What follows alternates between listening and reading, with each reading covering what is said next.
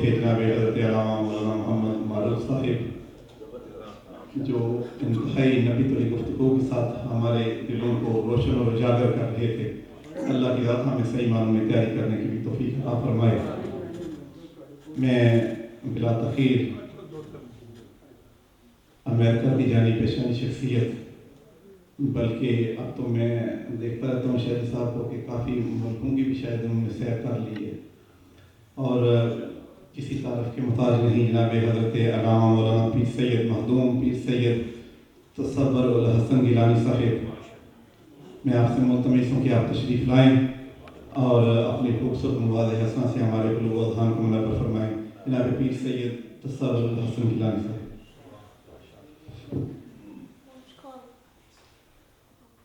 اعوذ باللہ السمیع العلیم من الشیطان اللعین الرجیم، بسم اللہ الفتاح العلیم، انک میت و انہم میتون،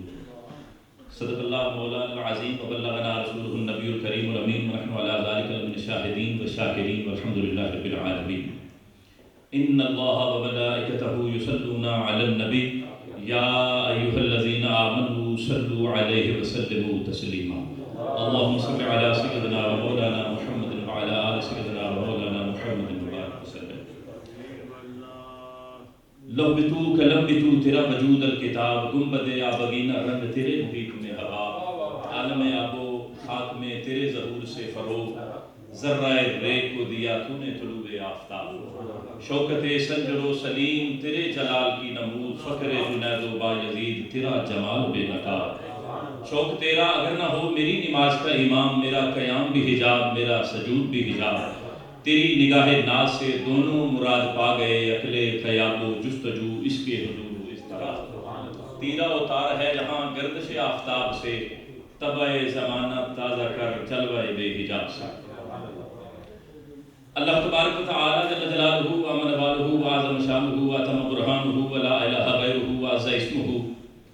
قہار غفار جبار غفور جمیل عزیز جلیل وہاب کریم غنی عظیم، خالق کائنات مالک کائنات رازق کائنات، خالق کریم مالک و رؤوف الرحیم، رب السماوات والارض مالک لم یزل،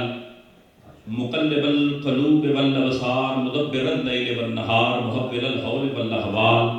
احکم الحاکمین، پروردگار عالم، مطلق بے نیاز جل وعلا کی حمد و ثنا اور اس کے پیارے حبیب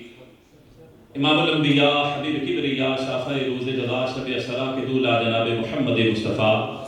احمد مصطفیٰ ارواحنا فدا علیہ تحیت و ثنا کے دربار بے کسب نامی ہدیہ درود و سلام عرض کرنے کے بعد، پیران طریقت، رہبران راہ شریعت، مبلغین رشد و ہدایت، ذی قدر و منزلت وارثان مصلی و منبر، جناب حضرت پیر سید گل حیدر شاہ صاحب رحمہ اللہ ورحمۃ واسعہ، نور اللہ مرکزہ وبرد اللہ مرجعہ، آپ کا انتقال انا للہ و انا الیہ راجعون، ان للہ ما آخذ ولہ ما آتا وکل شیء عندہ باجل مسمی۔ میں جناب مکرم و محتشم حضرت پیر سید میر حسین شاہ صاحب زیدہ ظہور اور برادر عزیز پیر سید انس ہارون شاہ صاحب اور ان کے خانوادے سے اظہار تعزیت کرتے ہوئے دعا گو ہوں خالق و مالک پروردگار اپنے فضل سے، اپنے کرم سے، اپنی رحمتوں کی بے پناہ خیرات عطایات و عنایات سے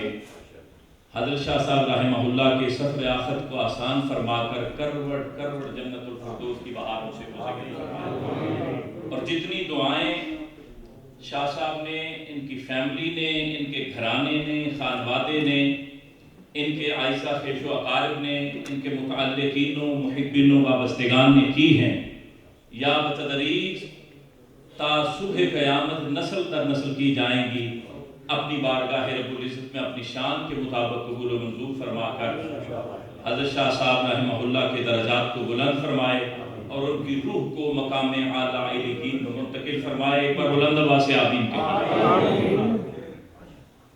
گرامی مرتبت حضرات، حدیث مبارکہ ہے پیغمبر اسلام ہادی برحق رحمت دو جہاں خاتم النبیین رسالت معاب حضور اقدس اکمل و اجمل ارحم و اکرم لطیف و اطہر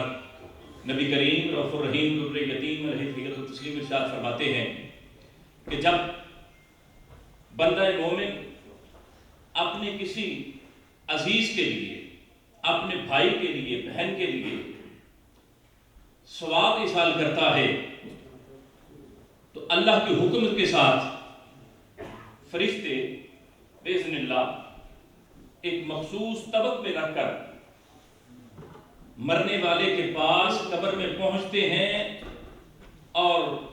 اس کو ایصال ثواب جا کر عطا کیا جاتا ہے، ثواب عطا کیا جاتا ہے، اس تک پہنچتا ہے، وہ خوش ہوتا ہے۔ اور دوسری حدیث مبارکہ آپ نے اکثر علماء، خطباء، مقررین و واعظین سے بڑے اچھے سے اچھے پیرائے میں سن رکھی ہے کہ جب بندہ مومن دنیا سے جاتا ہے اور پھر جب عالم برزخ کے بعد قیامت قبروں سے لوگ اٹھیں گے، ماں باپ، بہن بھائی بڑے خوش ہو کے اپنے رشتہ داروں کو، ماں باپ اپنی اولاد کو، بہن بھائی اپنے بہن بھائیوں کو بڑے جوش و خروش کے ساتھ، بڑے پرتپاک انداز کے ساتھ ملیں گے۔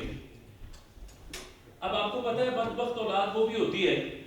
جو تھوڑی سی پڑ جائے تو وہ سمجھتے ہیں کہ ہمارے ماں باپ تو پاگل ہیں، کو پتہ ہی کوئی نہیں، پرانے دور کے لوگ ہیں۔ تو دنیا سے چلے جائیں، اگر عقل، شعور، فہم و فراست، یہ یوں کہہ لیجئے کہ قسمت جاگ جائے اور وہ ماں باپ کے لیے دعا کریں،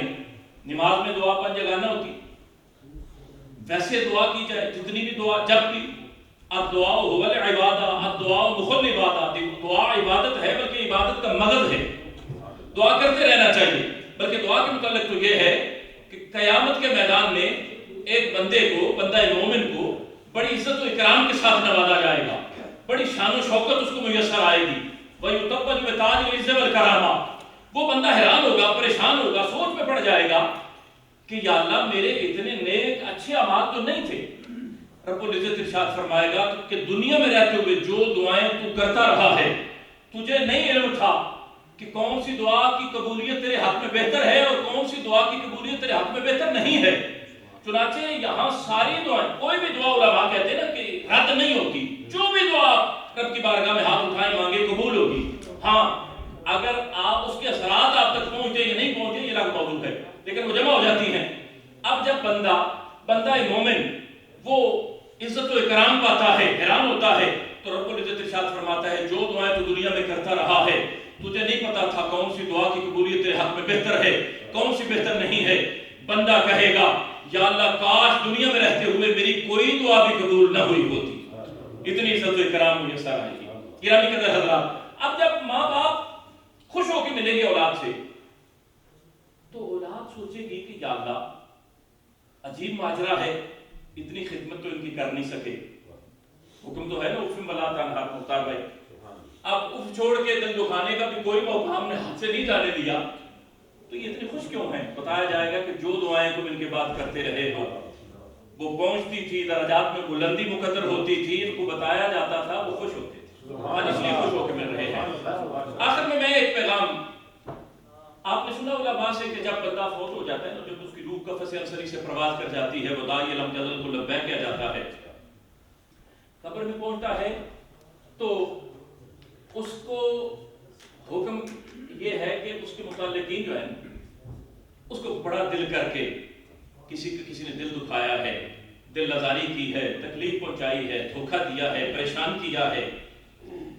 اس کو معاف کر دو۔ اللہ کے حبیب فرماتے ہیں، صحابہ نے عرض کی روح فدا کا یا رسول اللہ اگر ہم معاف کریں گے تو اس کو کیا فائدہ پہنچے گا؟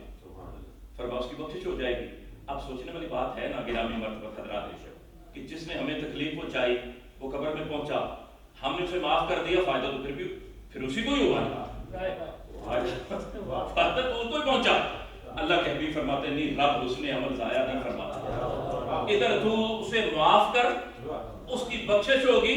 یہ تیرا عمل رب کی بارگاہ میں اتنا پسند ہو جائے گا کہ ادھر تیری بھی بخشش ہو جائے گا۔ کیونکہ یاد رکھیے اللہ کے حبیب فرماتے ہیں اگر معافی نہ مانگے، حقوق العباد جو ہے معافی نہ مانگے جس کو تکلیف پہنچائی ہے، ادھر ذہن میں خیال آئے گا نا ایک شائبہ آمیزش کہ فلاں بندے نے فلاں مقام پہ، فلاں موقع پہ، فلاں لمحے میں میرے متعلق दिल आजारी की, परेशान किया, धोखा दिया, नुकसान पहुंचाया, उधर रब के फरिश्ते कब्र में अजाब देने के लिए पहुंच जाते हैं। आन की आन में, ये रब का निजाम है, आनन फानन पहुंच जाते हैं। इसलिए माफी बहुत जरूरी है। मैं एक मस्जिद में हाजिर खिदमत हुआ, इमाम साहब कह रहे थे यही बात कि जो बंदा कब्र में चला जाता है, बड़ा दिल कीजिए, उसे माफ कर दीजिए, फिर उसके मुतल्लिक बात न कीजिए। तो मैंने उसके बाद कहा कि कब्र का मामला बाद में आता है, कब्र से पहले जिंदगी है। मौला कायनात फरमाते हैं, जो बंदा किसी की अदम मौजूदगी में किसी भी किस्म का नुकसान पहुंचाता है, उसकी मिसाल उस मक्खी जैसी है जो इंसान का सही सलामत जिस्म छोड़कर सिर्फ जख्मज़दा हिस्से पर ही जाके अटैक करती है। गिरामी मर्तबा, हमें अपना मुहासबा करना बहुत ज़रूरी है। अल्लाह रसूल हम सब का